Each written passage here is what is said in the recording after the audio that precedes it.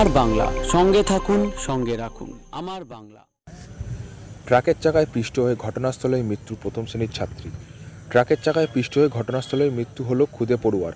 মর্মান্তিক ঘটনাটি শুক্রবার বেলায় শ্যামনগর বাসুদেবপুর থানায় কেউটিয়ার অসত্যতলায়।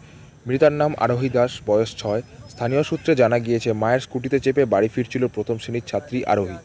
বাড়ির কাছেই স্কুটি থেকে রাস্তায় পড়ে যায় এই খুদে। তখন উল্টো দিক থেকে আসা ট্রাকের পিছনে পিষ্ট হয়ে খুদের মৃত্যু হয়। পুলিশ ঘাতক ট্রাকের খালাসিকে আটক করেছে, কিন্তু চালক পলাতক।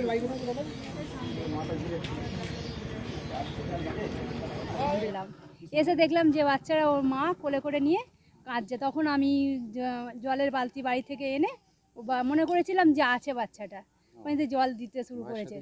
হ্যাঁ, মার সাথেই ছিল, স্কুটিটা গাড়ির নিচেই ছিল, আর ওর মাকে কোলে করে, মানে বাচ্চাটাকে মা কোলে করে নিয়ে বসে কাঁদছে। আমি আবার জল টল দিলাম ওর ইয়েতে।